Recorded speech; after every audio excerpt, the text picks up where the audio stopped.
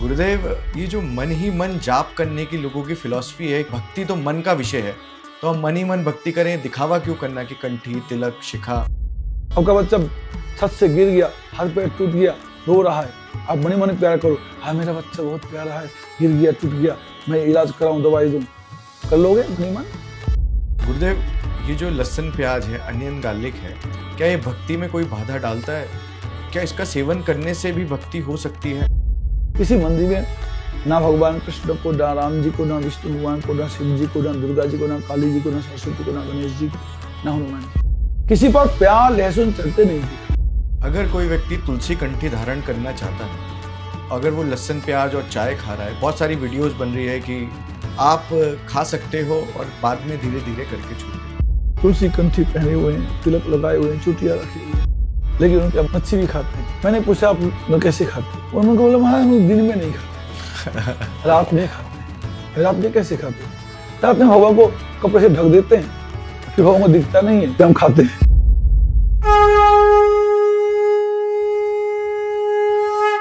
हरे कृष्णा, आप सभी का इस पॉडकास्ट में स्वागत है। आज का पॉडकास्ट बहुत खास होने वाला है क्योंकि आज हमारे बीच में एक महान वैष्णव जो चैतन्य महाप्रभु गौड़िया मठ के संस्थापक आचार्य त्रिदंडी स्वामी अष्टोत्तर श्री श्रीमद् भक्ति प्रसाद विष्णु गोस्वामी गुरुदेव महाराज हैं। इनके बारे में बोलने का मतलब है कि सूर्य को दीपक दिखाना। आज गुरुदेव ने अपना कीमती समय हमें निकाल के दिया है और आज हमारे बीच गुरुदेव हैं। गुरुदेव, आपका पहले तो बहुत बहुत स्वागत है। आज हम इस पॉडकास्ट में जानेंगे कि बेसिक जो क्वेश्चन है, आमतौर पे जो जिंदगी में क्वेश्चन होते हैं, तो उसके बारे में गुरुदेव थोड़ी सी प्रकाश डालेंगे। तो गुरुदेव, आमतौर पे हमें सुनने के लिए मिलता है कि कृष्ण भक्ति की क्या आवश्यकता है। हम अगर अपने कर्म करे रहे हैं तो कृष्ण भक्ति उसमें क्या रोल निभाती है? हरे कृष्णा। हमारा शास्त्र बोलता है, आहार निद्रा भयमैथुनंच समानमेतत् पशुभिः नराणाम धर्मो हि तेषाम् अधिको विशेषो धर्मेण हीना पशुभिः समाना। खाना, सोना, संतान जन्म देना और जिंदगी गुजार लेना, ये काम पशु पक्षी मनुष्य बराबर कर रहे हैं। किंतु भगवान ने मनुष्य जन्म जो दिया है, इसका बहुत बड़ा उद्देश्य है कि ये मानव जीवन में मनुष्य ऐसा कुछ काम कर सकता है जिसको करके मनुष्य बड़े से बड़ा महान से महान हो सकता है। मनुष्य ही ऋषि मुनि बन सकते हैं, देवता बन सकते हैं, ऐसा कुछ काम किया जा सकता है। किंतु सिर्फ खाना, सोना, व्यवहारिक जीवन गुजारना और इतने में जो जीवन गंवा दिया, फिर मानव जीवन का उद्देश्य बिल्कुल सफल नहीं हुआ। ये मानव अगले जीवन में इसको पशु पक्षी योनि में जाना पड़ेगा। इसलिए मानव जीवन परमेश्वर की भक्ति करने के लिए, परमेश्वर की भक्ति करेगा, एक आदर्श मानव बनेगा, एक परोपकारी, संयमी, त्यागी, देश सेवी, समाज सेवी बनेगा, भगवान की भक्ति करेगा, वो मनुष्य आगे से आगे बहुत बड़ा धन्य हो सकेगा। इसलिए भगवान का भजन करना जरूरी है। हरे कृष्णा। गुरुदेव, अभी हमारे सनातन धर्म में बहुत सारे लोग बोलते हैं कि अलग अलग भगवान है, तो हम कैसे जाने कि भगवान कौन है? सबके हिसाब से तो भगवान अलग है। भगवान अलग अलग है। जो लोग बोलते हैं वो भगवान के बारे में जानते नहीं है। भगवान शब्द का अर्थ है, जैसे कि बल है तो बलवान, धन है तो धनवान, ज्ञान है तो ज्ञानवान, रूप है तो रूपवान, ऐसे भग है तो भगवान।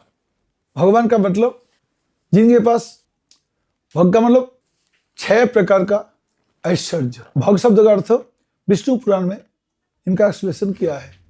ऐश्वर्यस्य समग्रस्य वीर्यस्य यशस्स्य ज्ञान वैराग्योश्चेति सद्दां भगेतिंगना।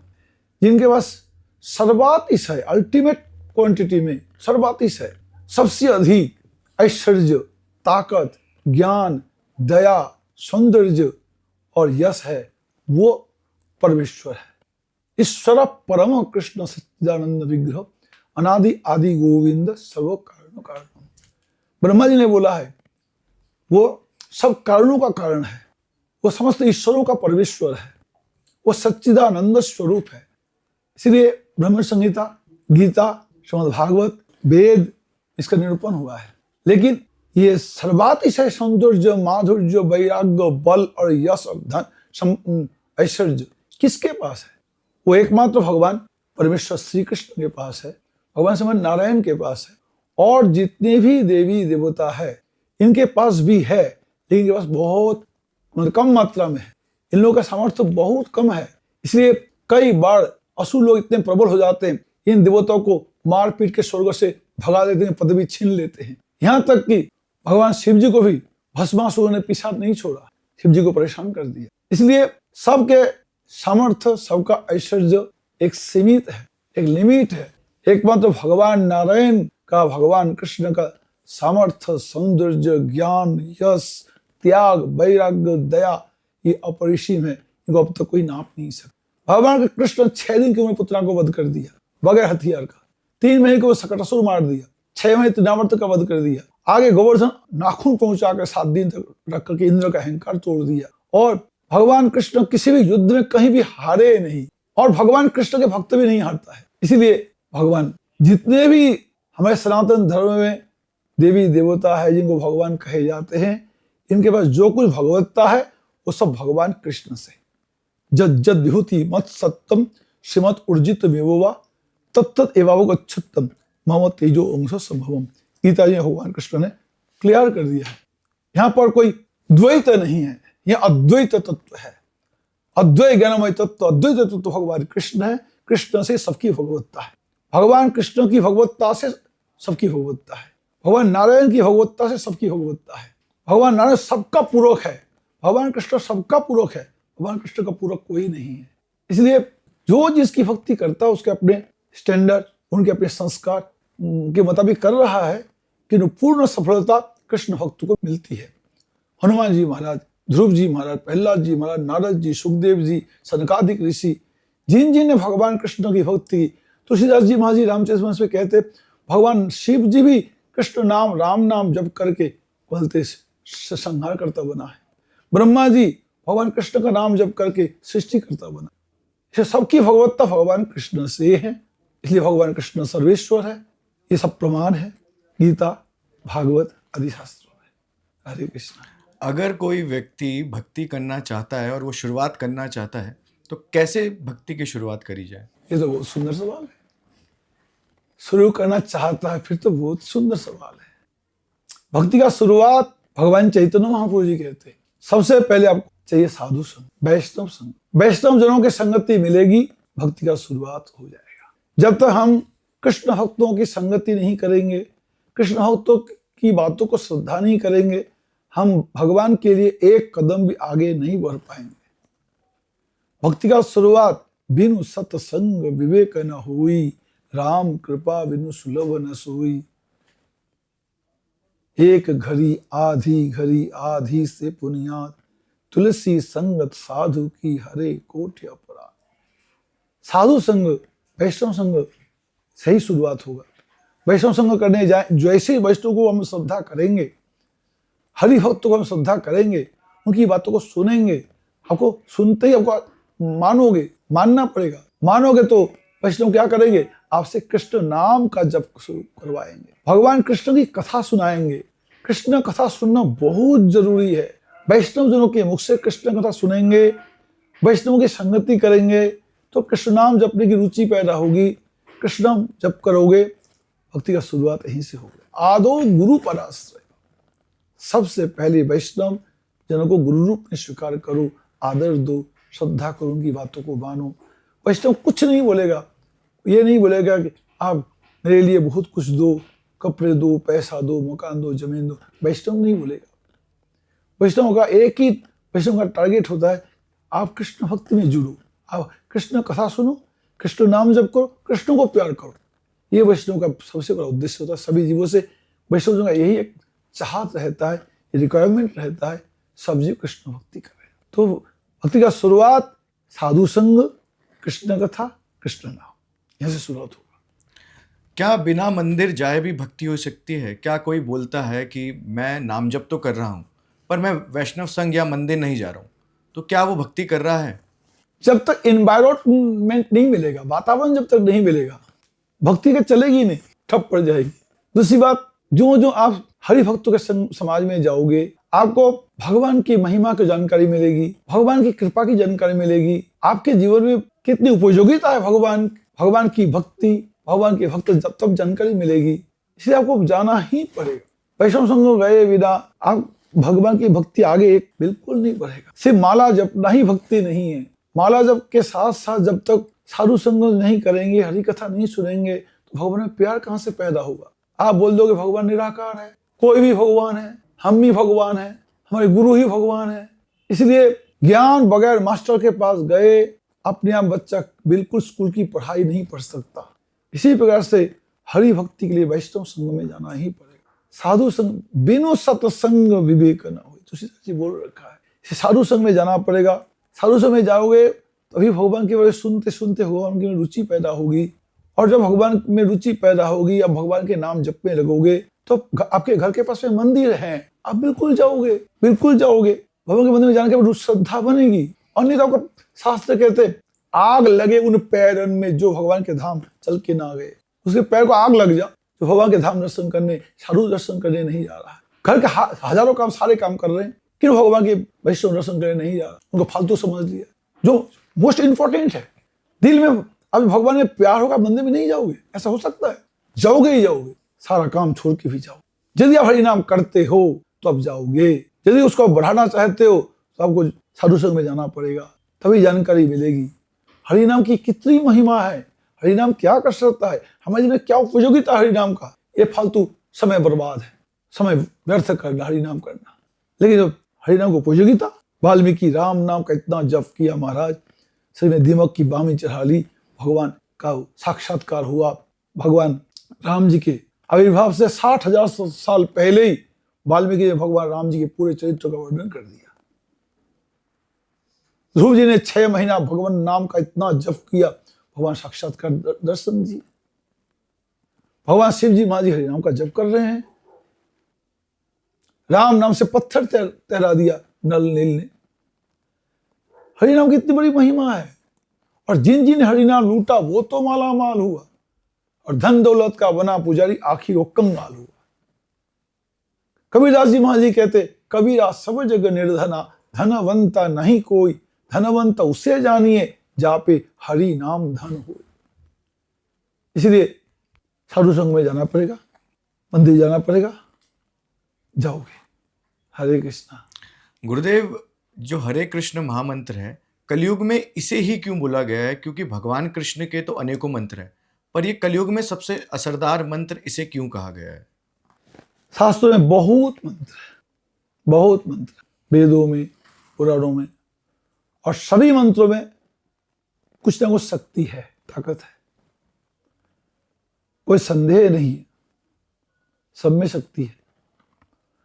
किंतु ये जो हरे कृष्ण महामंत्र, हरे कृष्ण महामंत्र, इसकी जो ताकत है, नारद पंचरात्र में लिखा है, हरे नाम हरे नाम हरे नामैव केवलम कलो नास्तेव नास्तेव नास्तेव गति। हरि नाम छोड़ करके जीव को मुक्ति पाने का कोई उपाय दूसरा है ही नहीं, दुख टालने का कोई उपाय दूसरा है ही नहीं। जितने सारे मंत्र हैं, ये सारे मंत्र लिमिटेड पावर वाले हैं, और अनेकों प्रकार के विधि विधान के अंडर कंट्रोल है। एक एक मंत्र को जप करने के लिए आपको बड़े बड़े विधि विधान करने पड़ेंगे। और ऊपर से कुछ मंत्र ऐसे भी हैं जिसका मंत्र जप करते करते आपको विधि विधान में थोड़ी सी भी कमी आ जाए, वो मंत्र रिएक्शन करे, उल्टा रिएक्शन करे। ये सारे मंत्र भौतिक फल देने वाला है, और उसमें भी अगर थोड़ी सी गड़बड़ी हुई विधि विधान में या मंत्र उच्चार में, आपको एकदम से उल्टा फल कर देगा, पागल कर देगा, कुछ और नुकसान कर देगा, बीमार कर देगा, कुछ भी कर सकता है। और जो नहीं भी करेगा उसका विधान बहुत है, संकल्प लेना पड़ेगा, उनके विधि विधान करना पड़ेगा, और उसके बाद उसके बड़े कठिन नियम से करने के बावजूद ये फल अति सामान्य फल देने वाला है, जो भौतिक फल मिल सकता है। आप किसी को वशीकरण, कहीं सम्मोहन, कहीं अपने बीमारी को टालने के लिए, कहीं अपने दुश्मनों पर विजय पाने के लिए, ये सब काम में मंत्र आता है। लगभग मंत्र इसी प्रकार से भौतिक फल देने वाला है। किंतु हरे कृष्ण नाम इसलिए कि भगवान कृष्ण परमात्मा वस्तु है, श्री कृष्ण परमात्मा है। आत्मा को परितृप्ति कृष्ण से ही मिल सकती है, किसी और से नहीं मिलेगी। भौतिक भोग कितना ही मिल जाए, संसार का राजपाट, धन दौलत मान सम्मान कुछ भी मिल जाए, स्वर्ग मिल जाए, मोक्ष तक भी मिल जाए, तभी आत्मा को तृप्ति नहीं मिल सकती। आत्मा तभी परितृप्त हो सकती है कि उसके चरम कारण भगवान श्री कृष्ण मिल जाए। श्री कृष्ण से मिलाने वाला मंत्र एकमात्र हरे कृष्ण महामंत्र है। गीता भगवान ने बोल रखे, माम एव जे प्रपद्यन्ते माया में ताम तरन्ति ते। गीता समस्त धर्मों के बीच में, समस्त धर्म शास्त्रों के बीच में सर्वोपरि ग्रंथ है, सर्वोपरि स्टेटमेंट है गीता। गीता से ऊपर कोई ग्रंथ अब तक नहीं बना, किसी धर्म में नहीं बना, सनातन धर्म में भी नहीं बना। गीता सर्वोपरि है और गीता सर्वोपरि ये स्टेटमेंट दे रही है कि माम एव जे प्रपद्यन्ते माया में ताम तरन्ति ते। एकमात्र मेरी शरण में आने पर ही माया से मुक्ति मिलेगी, अदरवाइज नो, नहीं तो नहीं मिलेगा। इसलिए महामंत्र सर्वोपरि है। भगवान की शरणागति क्या मतलब? कृष्ण नाम का जप, भगवान की शरणागति। भगवान की शरणागति कैसे लेंगे आप? मुंह से बोले भगवान आपकी शरण, नो, तो शरणागति नहीं माना जाएगा। शरणागति का मतलब भगवान के नाम को जप करो, भगवान की विधि विधान को मानो, एकादशी व्रत करो, वैष्णव संग करो, वैष्णव गुरु से दीक्षित हो, गले में तुलसी कंठी धारण करो, तिलक धारण करो, वैष्णव भेष भगवान कृष्ण की खुशी के लिए, वैष्णव को भक्तों को खुशी के लिए, शरीर की पवित्रता के लिए। तिलक धारण करने से, कंठी पहनने से शरीर पवित्र रहता है। शरीर को अलाय बलाय जादू टोना भूत पिशाच तंत्र मंत्र कभी असर नहीं करेगा। मरते समय होगा तो तुलसी कंठी तिलक तो आपको यमदूत भी नहीं पकड़ेगा, और तुलसी कंठी तिलक से भगवान प्रसन्न होंगे, शरीर पवित्र होगा, आप पूजा के अधिकारी बनोगे। बगैर तिलक की पूजा करोगे, मंत्र जप करोगे, मंत्र का फल निष्फल हो जाएगा, पूजा निष्फल हो जाएगी। कोई भक्त देखते ही खुश होगा, साधारण आदमी भी देखे तो हृदय में पवित्रता पैदा होगी। इसलिए कृष्ण नाम ही एकमात्र, हरे कृष्ण महामंत्र ही एकमात्र जीव का सर्वोपरि आराध्य मंत्र है। हरे कृष्ण। गुरुदेव, बोला जाता है कि आजकल की जो महिलाएं हैं, वो महिला अपने अगर पति की सेवा कर रही है, बच्चों की सेवा कर रही है, तो उसके लिए वही कर्म पूजा के बराबर है, तो उसे नाम जप या पूजा पाठ करने की कोई ज़रूरत नहीं है, वो उसी से उसका उद्धार हो जाएगा। तो ये बात कहाँ तक सही है या गलत है? जीवों का सबसे बड़ा धर्म है कृष्ण धर्मे नहीं ना पशु भी समान। अपने बच्चों को पालन पोषण ये तो पशु पक्षी भी करता है, ये कोई बड़ी बात नहीं है, ये कोई बड़ी बात नहीं। लेकिन जब तक जीव इतना ही करता रहेगा, इतना ही करने से क्या होगा? भगवान को छोड़ करके इतना ही करने से संसार में जिएगा। पति सेवा को, पति को देवता मान करके, पति को भगवान मान करके, बड़ी श्रद्धा के साथ पति के अनुगामी बन करके पति की सेवा करेगी, उनका पातिव्रत्य का फल मिलेगा, पुण्य मिलेगा। उससे उस औरत को स्वर्ग सुख मिल सकता है, स्वर्ग तक अधिकार है। स्वर्ग में जाकर के काफी समय तक वो वहां का स्वर्ग का सुख विषय भोगेगा, किंतु वहां से फिर रिटर्न बैक आना पड़ेगा उस दुनिया में, वहां ज्यादा देर नहीं रह सकता। इसलिए ये सब व्यवहारिक धर्म है। पति सेवा करना अच्छी बात है, मना नहीं है, गलत काम नहीं है, अच्छी बात है। किंतु पति सेवा करते हुए भी, संतान पालन करते हुए भी कृष्ण भजन करना पड़ेगा। कृष्ण भजन के बिना सब व्यर्थ हो जाएगा। उस समय तुलसीदास जी महाराज कहते, भगतहीन सब साधन कैसे, लवन बिनु बहु व्यंजन जैसे। हरि भजन के बिना और सब साधन कैसे हैं? जैसे कि नमक के बगैर सब्जी। सब्जी में आप सब प्रकार का मसाला डाल दो, देसी घी डालो, टमाटर, मटर, जीरा, धनिया, हल्दी, अदरक, हरी मिर्च, लौंग, इलायची, दालचीनी, कसूरी मेथी, जितने तरह के मसाले सब डाल दो, पर नमक ना डालो। जैसे नमक के बिना ये सारे मसाले मिलकर भी स्वादिष्ट नहीं बना सकता, उसी प्रकार से हरि नाम के बिना कोई साधन जीव को मुक्ति नहीं देगा, शांति नहीं देगा। राम नाम एक अंक है और सब साधन शून्य, अंक रहे 10 गुण है, अंक गए सब शून्य। हरि नाम के बिना कोई साधन किसी भी जीव को मुक्ति दे नहीं सकेगा, आत्मा को शांति नहीं दे सकेगा। चाहे पति सेवा कर लो, चाहे पुत्र पालन कर लो, माँ बाप की सेवा कर लो, गुरु सेवा कर लो, तीर्थाटन कर लो, ब्रह्मचर्य पालन करो, सत्य भाषण बोलो, समाज सेवा, देश सेवा करो, यज्ञ करो, देव पूजा करो, देवी पूजा करो, कुछ भी जो ज्ञान ध्यान तपस्या किसी भी धर्म का खूब विधि विधान से पालन कर लो, हरि नाम छोड़ करके। उस समय तुलसी कहता है राम नाम एक अंक है और सब साधन 0 है, अंक रहे 10 गुण है, अंक गए सब सुन। अंक लिखो, एक लिखो, बाजू में 0 दो 10 बनेगा, 1 0 दो 100 बनेगा, तीसरा 0 1000 बनेगा, और 0 दो 10,000, लाख, 10 लाख, करोड़, 10 करोड़ करके क्या क्या बन जाएगा।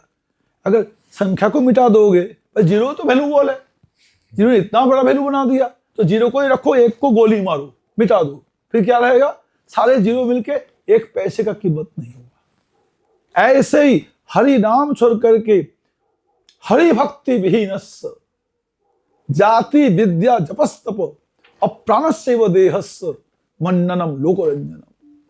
हरि भक्ति विहीनस्य, हरि भक्ति छोड़ करके तुम्हारी जाति विद्या जप तप तुम्हारी जितनी भी क्वालिटी है सब 0 है, वैल्यूलेस है। ये कृष्ण भक्ति करनी पड़ेगी, चाहे औरत हो, चाहे पति हो, चाहे माँ हो, चाहे बाप हो, चाहे बेटा हो, चाहे बेटी हो, चाहे कोई देश के बंदा हो, और हरिभजन नहीं किया वो आत्मवंचक है, वो मानव जन्म बर्बाद करके जन्म मरण के बंधन में धक्के ही खाते रहेंगे। कृष्ण नाम जरूर भजन करना, भक्ति करना जरूरी है, चाहे औरत को चाहे किसी को। और कोई बात है तो कुछ बोला जाता है कि ये जो अगर हम मरने के बाद भगवान का धाम प्राप्त करें या स्वर्ग प्राप्त करें, ये तो सब बात की बातें हैं। क्या हरे कृष्ण महामंत्र करने से अभी जीते जी भी इंसान को कुछ सुविधाएं या कुछ उपलब्धियां मिलती है? उसके मन, उसकी मानसिकता में क्या बदलाव आते हैं अगर कोई कृष्ण महामंत्र जपना शुरू करता है तो? हरे कृष्णा, हरिनाम करके देखो होता कि महाराज। हरिनाम करने वालों को मरने के बाद क्या मिलेगा नहीं मिलेगा वो बात की बात, बिल्कुल सही बात है। अभी कुछ मिल रहा है कि नहीं। वाल्मीकि मरने के बाद फल नहीं पाया, उसी जीवन में पाया। द्रौपदी विपदा पे पड़ी और कृष्ण को बुलाया, वो मरने के बाद कृष्ण को बचाने नहीं आया मरने के बाद नहीं आया, 10 साल बाद नहीं आया, 10 दिन बाद नहीं आया, 10 घंटे बाद नहीं आया, 10 सेकंड बाद नहीं आया। महाराज 1 सेकंड के भी 1000 गुने कम समय के अंदर भगवान कृष्ण आए और द्रौपदी की लाज बचाई। प्रैक्टिकल जीवन में प्रहलाद के जीवन यही हुआ, नामाचार्य हरिदास के जीवन वही हुआ, मीराबाई को वही हुआ। जीते जी फल पाया। जीते जी हमारे बीच में कितने कितने फल हमारे भक्तों के बीच में सब देख रहे हैं, पा रहे हैं। किन किन की बात बताऊं, ऐसे हजारों एग्जाम्पल मेरे सामने भी मौजूद है। तो मैं एक को मैं सामने लाऊं। कृष्ण आज ही फल देगा, आज करो आज पाओ, आज करो आज पाओ। कल की बात छोड़ो, कृष्ण नाम तो ऐसा है, साथ साथ फल देने वाला है। अब ये भी मैं जहां कथा कर रहा हूं कर्णवास साहब जी के घर में जी, कल ही उसके लड़के ने कहा, महाराज जी जब से मेरे पिताजी भक्ति में आया है तब से बहुत बदलाव। पहले इतना गुस्सा करता था, कोई खान पान भी ठीक नहीं था, लेकिन जैसे भक्ति में खान पान बिल्कुल सुधर गया, गुस्सा एकदम ना के बराबर रह गया। इतना अच्छा हरिनाम का स्वभाव में इतना बड़ा परिवर्तन कल ही मेरे को रिपोर्ट मिला है देहरादून में। इसलिए कृष्ण नाम तो महाराज भविष्य फल नहीं देता, वो तो प्रैक्टिकल उसी से हाथ एट टाइम देता है। इसके साथ मैं एग्जाम्पल और कुछ लाऊं तो आपके सामने। नहीं गुरुदेव, हमने तो देखा है, मैं देखा हूं। हम सोनीपत में हमारे एक भगत है अच्युत कृष्ण जी, उसके घर में कोई मजदूर आया काम करने के लिए। मजदूर ने उसके वातावरण देखकर उनके मन में खुशी हुई, उन्हें कुछ पूछने की इच्छा हुई, क्योंकि मजदूर के घर में मजदूर ने बोला मैं लड़का पाने के लिए बच्चा पैदा किया, 6 लड़की पैदा हुई। परेशान। उसके बाद 7वें में गर्भवती हुई है, 7वें बार भी अल्ट्रासाउंड में लड़की रिपोर्ट में आया। हमारे लड़के की इच्छा है, आप लोग कोई तंत्र मंत्र है तो बताओ। तो उसकी माँ ने कहा, बेटा हरे कृष्ण नाम जप कर, तेरी इच्छा पूरी, भगवान का नाम करेगा। तो अच्छा कैसे किया जाता बताओ। उन्हें ऐसे ऐसे बताया, ये विधान है, ये विधान है। माला लेके रोज हरे कृष्ण कृष्ण कृष्ण कृष्ण हरे हरे, हरे राम राम राम हरे, इसका पाठ करो, जप करो, 1-1 लाख करके करो। और उस बंदे ने, वो वातावरण में उन्हें बड़ा प्रभावित था, उनकी श्रद्धा बनी थी, उसने हरि नाम का जप शुरू किया। जब बच्चा पैदा हुआ, हमारा डॉक्टरी अल्ट्रासाउंड फेल, रिपोर्ट फेल हुआ, लड़का होकर पैदा हुआ। हरि नाम तो आज फल दे रहा है। जी। अच्छा गुरुदेव, इसमें अगर कोई भक्ति कर रहा है तो मन बहुत भटकता है स्टार्टिंग के डेज में, और बाद में भी मन को काबू कैसे करा जाए, ऐसा क्या मार्ग करें जो मन भटकना कम हो जाए या बंद हो जाए? इसके लिए भगवान कृष्ण ने बोला है गीता जी ने, मन को काबू करने के लिए आपको विवेक के द्वारा, वैराग्य के द्वारा, अभ्यास के द्वारा मन को काबू करना पड़ेगा। ये भगवान कृष्ण ने गीता जी में बोले। एक्चुअल में इस मन को काबू करने के लिए हमें भगवान में एंगेजमेंट होना पड़ेगा। एक गाना आता है ब्रज में, होली का पद है, नैक आगे आ श्याम तो पे रंग डारो, अबीर गुलाल बलो तेरे मुख पर, गालन पे गुलचा मारो, चोवा चंदन अरु अरगजा कनक कटोरन भरी ढारो। और तन मन धन तोपे बारो, चंद्र सखी भज बाल कृष्ण छवि, तन मन धन तोपे बारो। भगवान से होली खेल रहे हैं। होली का कौन सा रंग डालना भगवान को? क्या तन मन और धन, इनको हम भगवान पर डाल दो, तो ऐसा भगवान तुम्हें रंग देगा, भगवान तुम्हारे रंग में रंग जाएगा। तुम अपने तन से भगवान की सेवा करोगे, भगवान खुश हो जाएगा। मन से भगवान को याद करो, भगवान खुश हो जाएगा। और भगवान को धन भी अर्पण कर दोगे, भगवान खुश हो जाएगा। मेरे को सभी कुछ दे रहा, भगवान तुम्हारे रंग में भगवान रंग जाएगा। और भगवान को जैसे तुम रंगोगे, भगवान तुम अपने प्रेम रंग में तुम रंग देगा, तो फिर दुनिया को भूल जाओगे।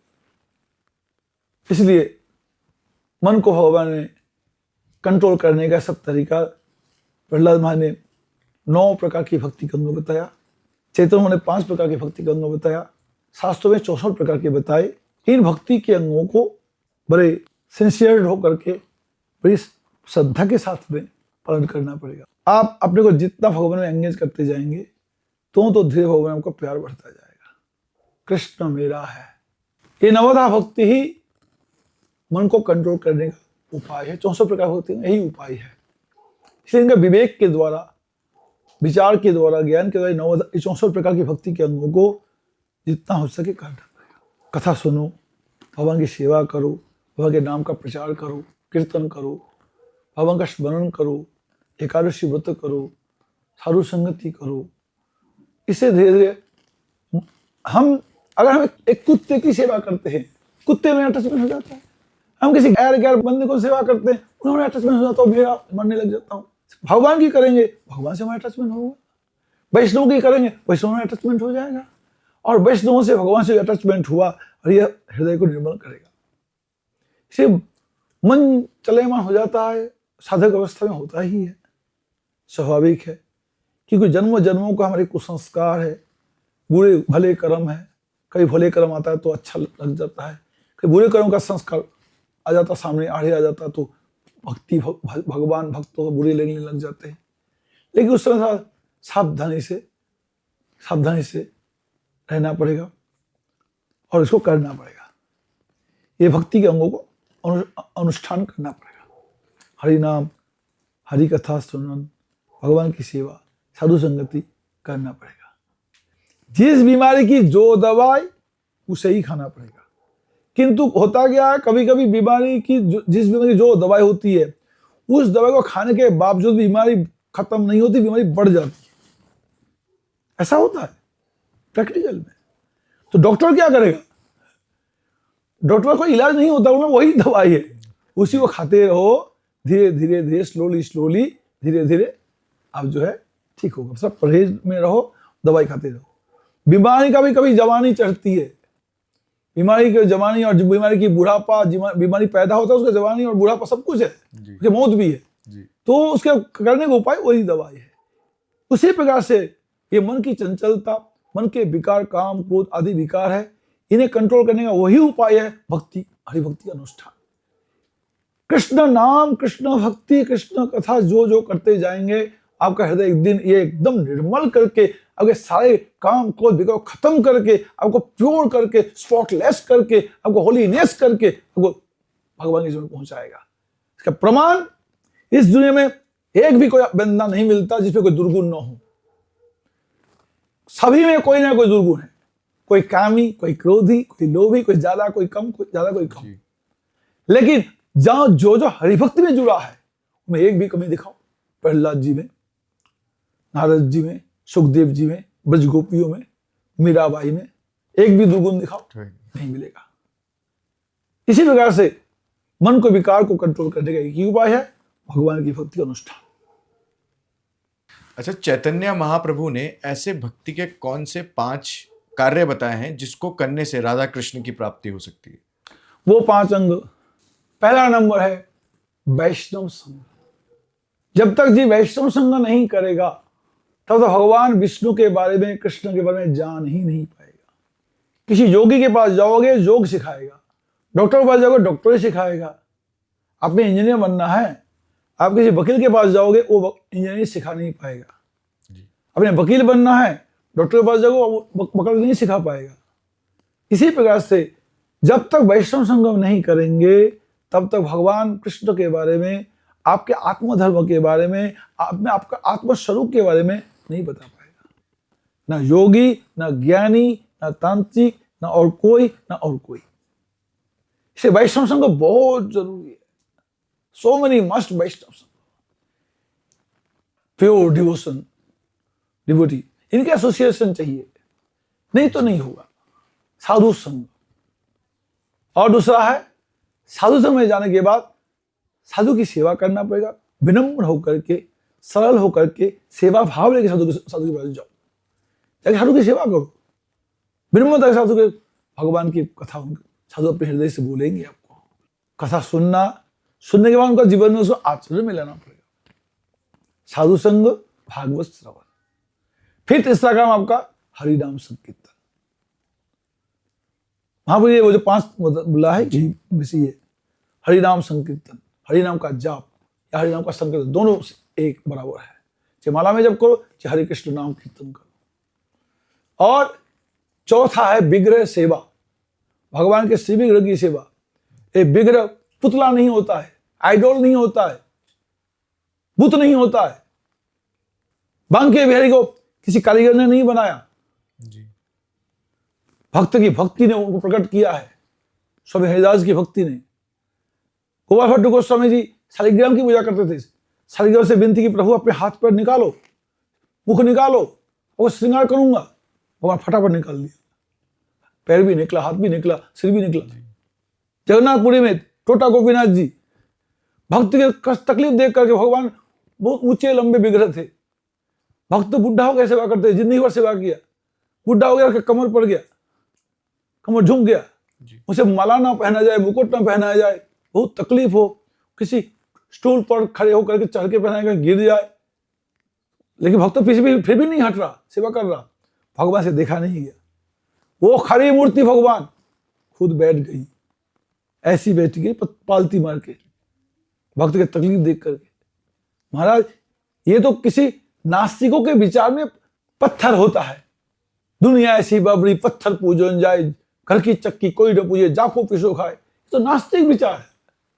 भक्तों ने भगवान को इस प्रकार प्रकट किया, खड़ी को बिठाया, और तो और क्या बात, साक्षी गोपाल जी को पैदल चला चला के वृंदावन से ले गया आंध्र प्रदेश। वो पत्थर की मूर्ति पैदल चल चल के गई है आंध्र प्रदेश, साक्षी दिया। वो मूर्ति अभी भी दर्शन दे रही है, हम लोग दर्शन कर रहे हैं। विग्रह सेवा, साक्षात भगवान की सेवा। भगवान विग्रह करो, हम क्या दे रहे हैं, क्या नहीं दे रहे, भगवान सब देख रहा है। हम भगवान को भोग लगा रहे, भगवान दिखाई दे रहा है, देख रहा है। हम रसोई बना रहे भगवान के लिए, भगवान देख रहा है। हम प्रणाम कर रहे, भगवान देख रहा है। भगवान बोल रहे, भगवान सुन रहा है। भगवान हम नाच रहे हैं, भगवान देख रहा है। हम नहीं कर रहे हैं, वो भी भगवान देख रहा है। भगवान श्रद्धा नहीं कर रहे, ये भी देख रहा है।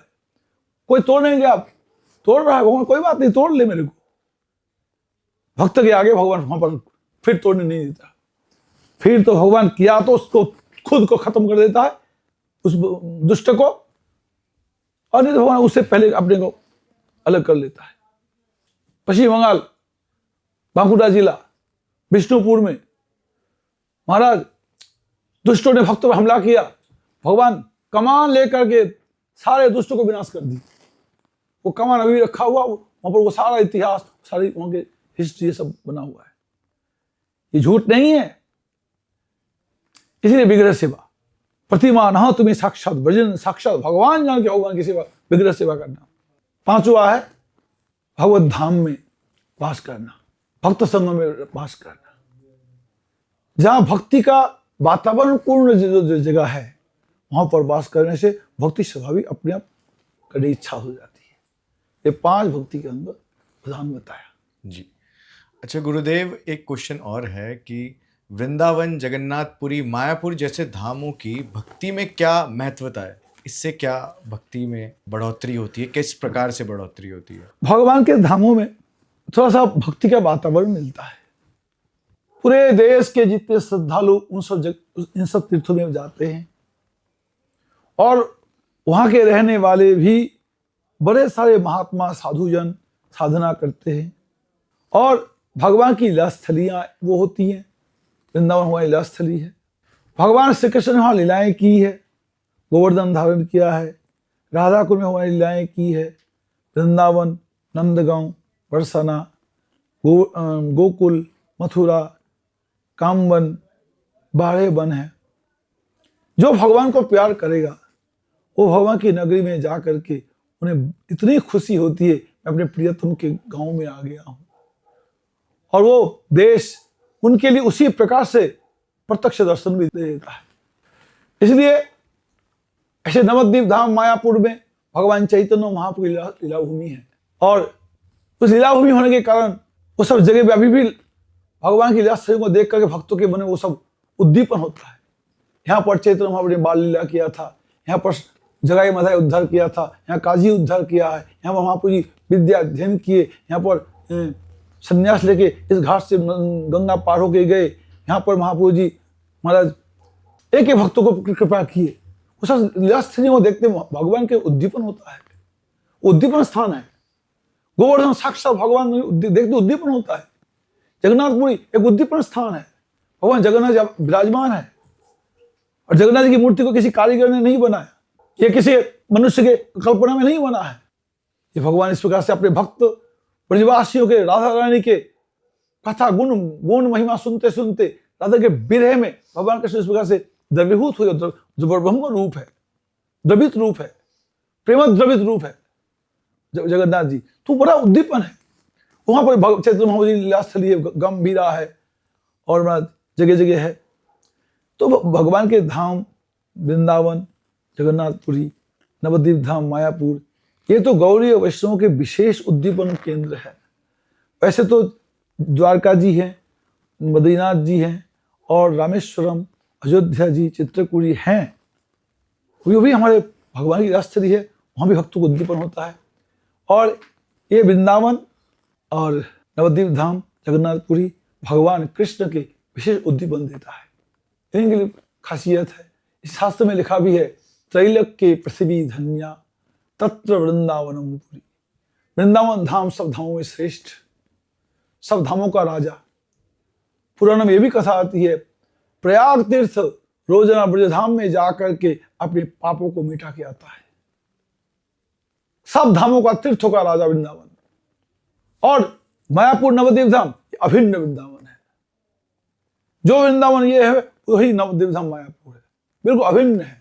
राधा कृष्ण दोनों मिलकर के भगवान चैतन्य महाप्रभु बन करके वहां पर वही सारी लीलाएं की है। इसको अभिन्न वृंदावन है। जगन्नाथपुरी, जगन्नाथपुर के जगन्नाथ जी राधा रानी के भाव में विभावित है, वृंदावन विभावित भगवान जगन्नाथ। इसलिए कृष्ण भक्तों को, गौड़ीय वैष्णव संप्रदाय के भक्तों को खास उसके प्रति उद्दीपन होता है और वो धाम जाना चाहिए। वही लोग, अज्ञानी लोग भी जाएगा, कुछ भक्ति वो धाम अपने गुण से दे देगा। वहां वातावरण में जाते ही मन अपने आप चेंज होता, वो वातावरण उस प्रकार से दे देता है, हर एक को दे देता है। बोला जाता है भक्ति तो बुढ़ापे का विषय है, ये जवानी में या बचपने में भक्ति करने से क्या होगा। बोला जाता है कि अभी तो तुम्हारी पढ़ने की, शादी करने की, काम काज करने की उम्र है, अभी से तुम ये माला लेके बैठ गए हो, तो भक्ति तो बुढ़ापे में करनी चाहिए। तो गुरुजी इसमें आप कुछ प्रकाश डालिए। निश्वासे नैव विश्वासो कदा रुद्धो भविष्यति। बंदा बुढ़ा होगा, कोई गारंटी नहीं बंदे के पास, कोई गारंटी नहीं। अगर कहा जाता बुढ़ापे भजन करने का है, तो कितने बुढ़े भक्ति कर रहे हैं दुनिया में दिखाओ। जो बचपन से जवानी से शुरू नहीं किया, बुढ़ा कितने बुढ़े शुरू कर रहे हैं? लाखों में, करोड़ों में कोई एक आध बुढ़ा शुरू करता है। सही बात। इसलिए भक्ति का कोई समय नहीं है, जब जगा तब सवेरा। मैं देखता हूं बुढ़े लोग ताश खेलता रहता है, कथा में नहीं आता, भजन नहीं करता। महाराज, ये भक्ति तो कोई सुकृतात्मा करेगा, उसका कोई उम्र नहीं होता। किसी को बचपन में ही लगन लग जाता है, किसी को जवानी में, किसी को बुढ़ापे में। लेकिन अगर बचपन में अगर भक्ति में लगन लग गया, तो उसी जीवन कितनी वो तरक्की कर लेगा, कितना मंजिल ऊंचाई पर चढ़ जाएगा। बुढ़ापे में फिर क्या कर सकेगा? बुढ़ापे में दिमाग काम नहीं आता, शरीर काम नहीं आता, वो त्याग तपस्या कुछ नहीं कर पाएगा, साधु सेवा नहीं कर पाएगा, इतने शास्त्रों के बातों को हृदय में धारण नहीं कर पाएगा। बुढ़ापे अपने आप कमजोर हो जाता है। इसलिए भक्ति तो शुरू से ही करे। प्रहलाद महाराज जी कहते, कौमारे आचरित प्राज्ञो धर्मान भगवतान ह्यो। शिशु काल से, बचपन से भगवान की भक्ति शुरू कर दो, क्योंकि जीवन का कोई भरोसा नहीं है। बिल्कुल भरोसा मत करो। अध्रुवम, ये शरीर अध्रुव है, किंतु महान अर्थ देने वाला है। जैसे बुढ़ापे का कोई ये तो अज्ञानी को कहना है बुढ़ापे में भक्ति होती है, बुढ़ापे में बिल्कुल नहीं होगा। बुढ़ापे का भरोसा करना है बहुत बड़ा पागलपना है। शिशुकाल से भगवान की भक्ति करना सबसे ज्यादा अच्छा है, सबसे ज्यादा अच्छा है। एक कहावत है, उरो खोई गोविंदाई नम। किसी एक खील बेचने वाली एक बुढ़ी माता जी के पास कोई महात्मा भिक्षा मांगने के लिए गया, थोड़ा खील दे दे, पे ठाकुर जी भोग लगाऊंगा। उन्हें नहीं दिया। कुछ ही देखते थे आंधी और तूफान भयंकर आ गई, और बुढ़ी खीलों को कहां बचा, अपने आप को बचाना मुश्किल हो गया। इतनी भयंकर आंधी थी, सारी खीलों को उड़ गई। तो बुढ़ी कहे, हाय भगवान के लिए मांगने आया था, मैं दिया नहीं, हे भगवान तो उड़ते हुए खीलों को भोग लगा ले। ये कोई बात नहीं बन रहा। सारी जिंदगी का अपना ताकत, अपनी बुद्धि, अपने समय सब कहां दिया तुमने? फालतू में गमा करके, और बुढ़ा पे छिलको कोड़े को भगवान को दोगे, तो कोई दिमागदारी नहीं है। बचपन से भक्ति करना चाहिए। दे पाओगे नहीं, वो कोई भी गारंटी नहीं है। जब तुम्हें समझ में आ गया, कभी साधु संगी मिल गई, जब समझ में आ गया, फिर किसी की बात नहीं माननी, ना माँ की, ना बाप की, ना भाई की, ना बहन की, ना पति की, ना पत्नी की, ना बच्चों की, ना किसी की। साथ साथ भक्ति में लग जाना। तुर्णम जतेत न पते धनुवृत्तो जावत, ये दिमागदारी है। किसी की बात मान के भजन नहीं शुरू करोगे, भजन छोड़ दोगे, वो तुम्हारा सर्वनाश कर देगा। वो तुम्हारा कृष्ण भक्ति तो उसी समय शुरू कर देना चाहिए। बोल हरे कृष्ण। हरे कृष्णा।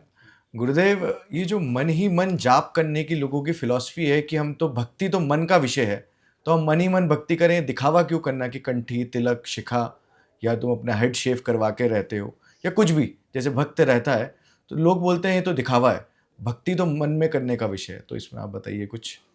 हमारे प्रहलाद महाराज जी कहते, श्रवणम कीर्तनम विष्णु स्मरणम पाद सेवनम अर्चनम वंदनम दास्यम सख्यम आत्मो निवेदनम, ये नवोदिता भक्ति है। शास्त्र में 64 प्रकार की भक्ति।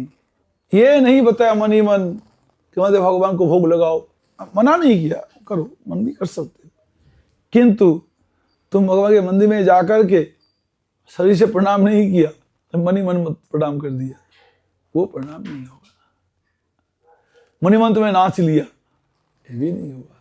मन से भी होता है, मना नहीं है, लेकिन जब शरीर तुम्हारा चल रहा है, फिर रहा है, तुम भगवान के मंदिर में जा सकते हो, तो जाओ, जाना ही चाहिए। और जब मन में प्यार आता है, मन में प्यार समाता नहीं है। मैं अपने बच्चे को प्यार करता हूं, प्यार तो मन में होता है, तो फिर बच्चे को जब भूख लगे फिर मन ही मन खाने को दोगे ना। आपका बच्चा छत से गिर गया, हाथ पैर टूट गया, रो रहा है, आप मन ही मन प्यार करो, हाँ मेरा बच्चा बहुत प्यारा है, गिर गया टूट गया, मैं इलाज कराऊं, दवाई दूं, कर लोगे, मन ही मन ठीक हो जाएगा। जब प्यार आएगा तो आप मन ही मन के साथ में शरीर भी दौड़ेगा। मन में प्यार है तो शरीर दौड़ेगा। बच्चे में प्यार है, बच्चे को भूख लगी, शरीर दौड़ के उसको खाने को देगा। इसी प्रकार भगवान को भी भूख लगाएगा। मन में प्यार है बच्चे के लिए, वो बीमार पड़ गया तो इलाज कराएगा। ऐसे भगवान के आप दौड़ोगे। मन की चीज मन में समाती नहीं है, इंद्रिय में आ जाती है। भक्ति वृत्ति इंद्रिय में आ जाएगी। भगवान की बात बोलोगे, मुंह से बोलोगे, कान से सुनोगे। कृष्ण कथा लोगों मुंह से बोलोगे तो लोग सुनेगा, तुम मन ही मन बोलोगे कोई सुनेगा नहीं। भगवान नाम कीर्तन करना चाहिए। कीर्तन का विधान, भगवान के नाम जोर से कीर्तन करो। शास्त्र कहते जपतो हरि नामानि स्थानई गुण शताधिक, जब से 100 गुना ज्यादा फल हरि नाम कीर्तन करने से, बोलने से। इसलिए भगवान को देखे प्रणाम नहीं कर रहा है, वो तो अगले ज्ञानाग्नि दग्ध कर्मापि सफेद ब्रह्म राक्षस, वो कितना लिखा पढ़ा विद्वान हो, भगवान को प्रणाम नहीं किया, अजी मैं मन ही मन कर लिया जी, वो अगर ब्रह्म राक्षस बनेगा, उसकी दुर्गति होगी। महाराज मन ही मन करना चल जाएगा। भगवान के लिए मन ही मन नहीं चलेगा, मन ही मन भी चलेगा, लेकिन मन ही मन वो सिचुएशन अलग है। आप कहीं देश विदेश में हो, अस्पताल में बीमार पड़े हो, शरीर चल नहीं रहा, वहां मन ही मन भगवान की पूजा करो, सेवा करो, मन ही मन दर्शन करो, चल जाएगा। लेकिन शरीर चलता फिरता समय तुम मन ही मन करोगे तो नहीं होगा। और इतना आपके मन में इतना कंट्रोल भी नहीं है, आप मन ही मन दिन रात भगवत सेवा कर लोगे जी। शरीर से जब करोगे तभी जाके भगवान में प्यार बनेगा। शरीर से करने से आप कोई प्यार करोगे, शरीर से करो तो प्यार होगा। प्यार मन में आता है कि शरीर से दिखाना पड़ता है, तभी जाकर के। इसी पर भगवान के शरीर से करना पड़ेगा तो भगवान देखेगा। भगवान मन का भी देख लेता है, फिर तुम्हारा मन नहीं जाता है। लेकिन मन ही मन को तन्मय तो करना पड़ेगा, लेकिन तन्मय करने के लिए आपको शरीर से करना पड़ेगा। मन को एकाग्र करने के लिए शरीर से करना पड़ेगा। जब शरीर से करोगे तब मन एकाग्र होगा। और मन एकाग्र जहां मन में प्यार आया, शरीर से ही करेगा वो। मन में जिस समय मन में प्यार आ गया, मन में भक्ति आ गई, वो शरीर से ही करेगा। शरीर को जरिया है, शरीर के धर्म से भगवान को वैसे भक्ति करेगा। वो भगवान के शरीर से ही प्रणाम करेगा। मन में भगवान श्रद्धा, शरीर से प्रणाम करेगा, जिह्वा से कीर्तन करेगा, मन में श्रद्धा आंखों से देखे दर्शन करेगा, मन में श्रद्धा कान से सुनेगा, मन में श्रद्धा हाथ से भगवान को भोग लगाएगा, श्रृंगार करेगा, अभिषेक करेगा। मन में जब आएगा तब भी शरीर से ही करेगा, और शरीर से करने से फिर मन में तो घुस जाएगा जी। वो तो पर संबंध है, शरीर के द्वारा मन से, मन के द्वारा शरीर से। मन में नहीं है तो शरीर से नहीं करोगे, शरीर से मन में नहीं करोगे। गुरुदेव, ये जो लहसुन प्याज है, अनियन गार्लिक है, क्या ये भक्ति में कोई बाधा डालता है? क्या इसका सेवन करने से भी भक्ति हो सकती है? बहुत सारे आजकल यूट्यूब फेसबुक में ये चलता है कि आप लहसुन प्याज खाते हैं तो आपको पाप नहीं लगेगा, तो आप इसके बारे में कुछ बताइए। बात ऐसी है, हमारे शास्त्रों ने निषेध किया है, नहीं खाना। और हमने, अब तो मेरा उम्र हो गया 67 साल, अब तक मैंने नहीं देखा किसी मंदिर में भगवान को प्याज चढ़ता है। किसी मंदिर में ना भगवान कृष्ण को, ना राम जी को, ना विष्णु भगवान को, ना शिव जी को, ना दुर्गा जी को, ना काली जी को, ना सरस्वती को, ना गणेश जी को, ना हनुमान जी को, किसी पर प्याज लहसुन चढ़ते नहीं देखा। और शास्त्र में मना देखा मैंने।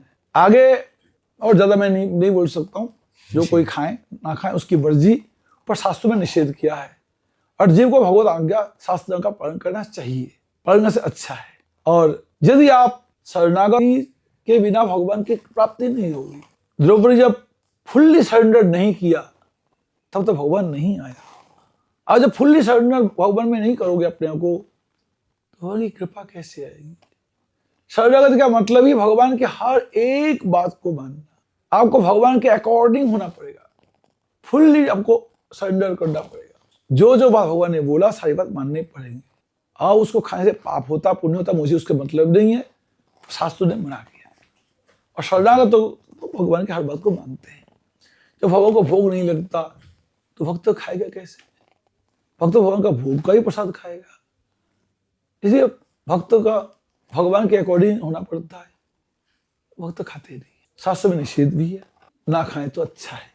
अगर कोई व्यक्ति तुलसी कंठी धारण करना चाहता है, अगर वो लहसुन प्याज और चाय खा रहा है, बहुत सारी वीडियोस बन रही है कि आप खा सकते हो और बाद में धीरे धीरे करके छोड़ देना, तो आपकी गुरुदेव इस बारे में क्या राय है? वही बात है, तुलसी कंठी पहन के और फिर जरा आचरण नहीं कर रहा है तो अच्छा नहीं लगता है।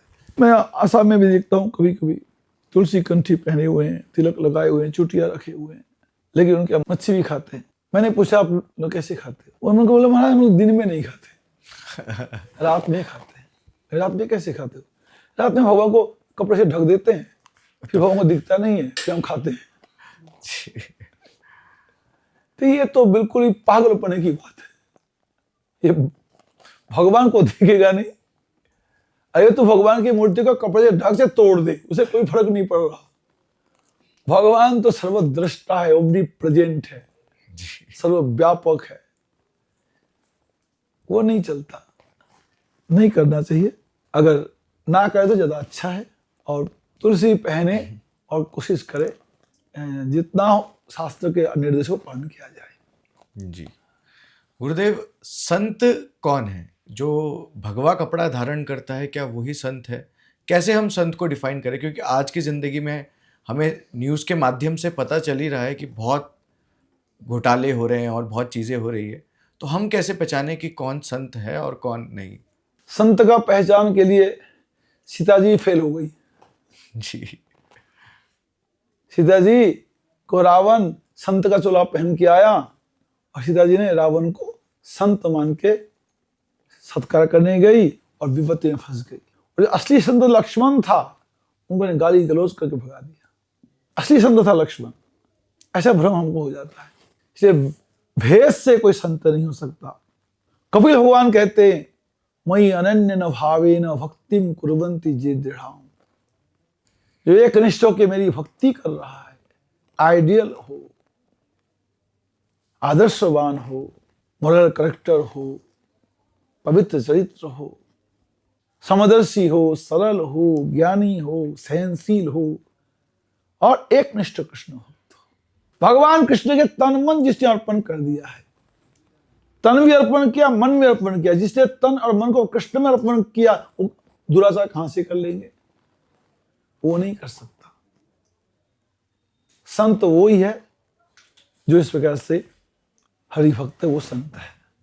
उसे पहचानने के लिए थोड़ा सा संत का लक्षण जानकारी करनी पड़ेगी, करके थोड़ा देखना पड़ेगा भाई ये सारे लक्षण है कि नहीं।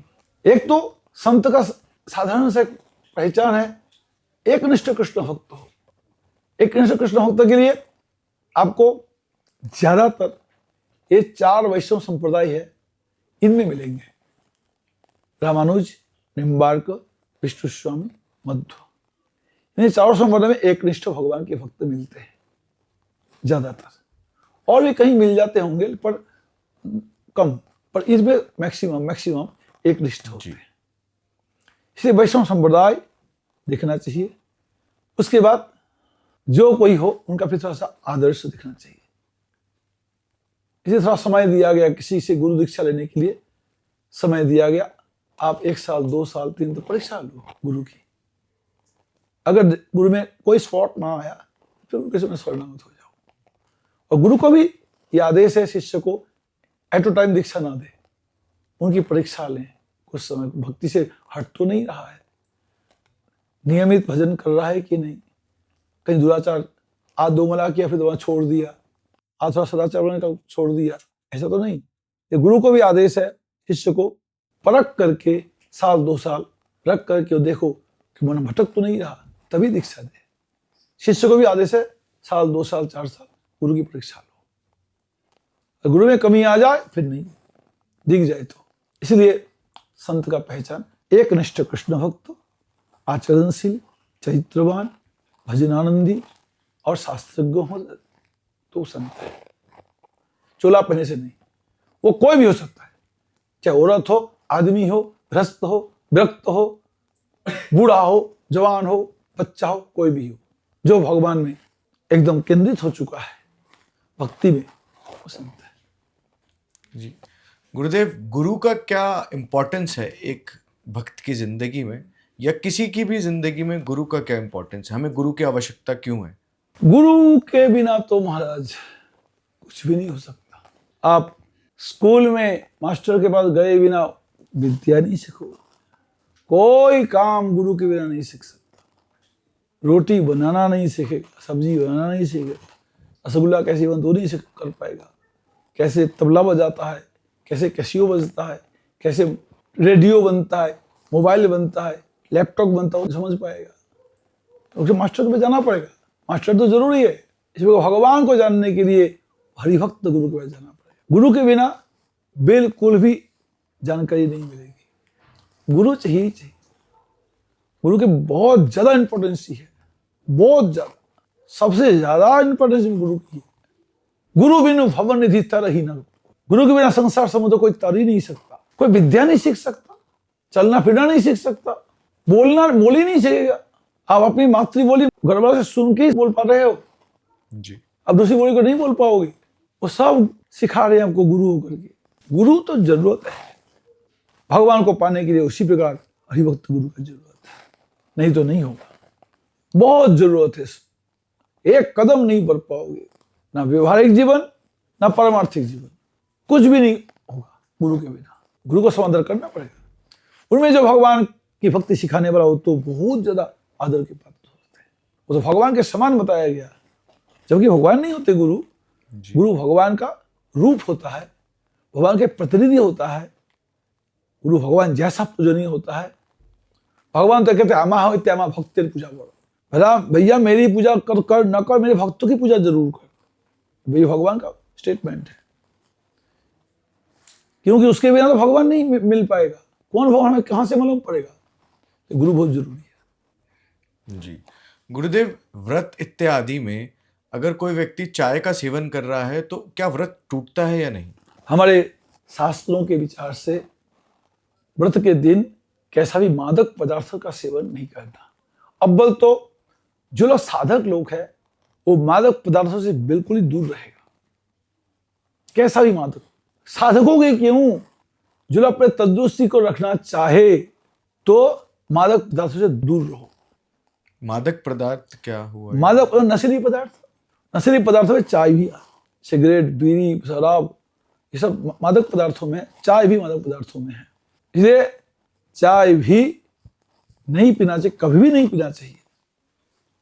लेकिन जो लोग पी रहे हैं, आदी बन गए हैं, एडिक्ट हो चुके हैं, उनके हम क्या कह सकते हैं ना, कम से कम एकादशी तो छोड़ो, एकादशी के दिन तो छोड़ो चाय। हम तो कहते कभी ना पियो जी। चाहे केवल दूध पिए, चाहे केवल दूध पिए, और उससे आपको नहीं निभता है तो आप वो क्या बोलते क्या, आयुर्वेदिक जो चाय उसको पी करके आदत को खत्म करो, जिसमें कैफीन ना हो, कैफीन ना हो। गुरुदेव, एक और प्रश्न है कि अगर कोई व्यक्ति कृष्ण भक्ति में है और वो कृष्ण भक्ति में बढ़ रहा है तो उसको कैसे पता चलेगा कि मेरी भक्ति आगे बढ़ रही है कि नहीं? उसको पता नहीं चलना चाहिए मैं भक्ति में बढ़ रहा हूँ कि नहीं बढ़ रहा हूँ, कि मैं सही चल रहा हूँ नहीं चल रहा हूँ। हाँ, लेकिन वो बंदा भक्ति में बढ़ रहा कि नहीं बढ़ रहा अगले वाले को देखने वाले को मालूम पड़ जाता है। और शास्त्रों में दिया है, तुम अपने को पता कर सकते हो, जैसे थर्मोमीटर की तरह देख सकते हो। जी। वो क्या है, हमें भक्ति कैसे बढ़ेगी मालूम कैसे पड़ेगा? उसके लिए भक्ति मेरे हृदय में वास्तव में आ रही है तो हमें मालूम कैसे पड़ेगा? भगवान कृष्ण की कथा में हमें श्रद्धा पैदा हो रही है, अच्छी लग रही है, कृष्ण नाम करने में बहुत अच्छा लग रहा है, भक्तों की संगति बहुत अच्छा लगता है, भक्त समाज अच्छे लगते हैं, भगवान अच्छे लगते हैं, तो समझना होगा मेरी भक्ति ठीक चल रही है। भगवान कृष्ण को सबसे ज्यादा प्रिय क्या है? भगवान कृष्ण को सबसे ज्यादा प्रिय भगवान ने अपने मुंह से बताया है, न तथा में प्रियतमो आत्म योनि न शंकर, न च शंकर सनो श्री न श्री नैवात्मा यथा भगवान। भगवान को सबसे ज्यादा प्रिय उनके भक्त, भगवान को सबसे ज्यादा प्रिय है। जो अनुशासित व्यक्ति है, शिष्ट व्यक्ति है, शास्त्रों के निर्देश को मानने वाला, पालन करने वाला व्यक्ति है, वो भगवान के प्रिय होते हैं। जो भगवान शास्त्र की आज्ञा मानते नहीं है, शास्त्र विरुद्ध काम करते हैं, और शास्त्र मतलब अभी दूसरे धर्म वाले कहते हैं हम आप पे धर्मशास्त्र की बात मानते हैं, हम तुम्हारी क्यों माने जी। तो ये नहीं चलेगा। धर्मशास्त्र बोलने से वेद अपौरुषीय है, वेद अनादि काल से है, और सब शास्त्र तो 2 दिन का बना हुआ है। कोई 1000 साल बना, कोई 2000 साल, कोई 500 साल, कोई 300 साल बना है, किंतु वेद सदा के लिए है। ये सनातन धर्म ग्रंथ है, वेद और भागवत, गीता, रामायण, महाभारत, ये सनातन ज्ञान है। इसलिए वेद के अकॉर्डिंग, शास्त्रों के, भागवत के अकॉर्डिंग, शास्त्रों के अकॉर्डिंग होना पड़ेगा। उनकी बात को मान लिया तो आपको अच्छा लगना चाहिए। भगवान की भक्ति, भगवान की कथा, तो आप समझना है आपकी भक्ति ठीक ठाक चल। और भगवान को प्रिय वही व्यक्ति है। हाँ, वही भगवान के प्रिय है जो भगवान कृष्ण को मानता है, और सारी सृष्टि भगवान कृष्ण की जान करके किसी से बैर विरोध नहीं करता है, सबको समादर देता है।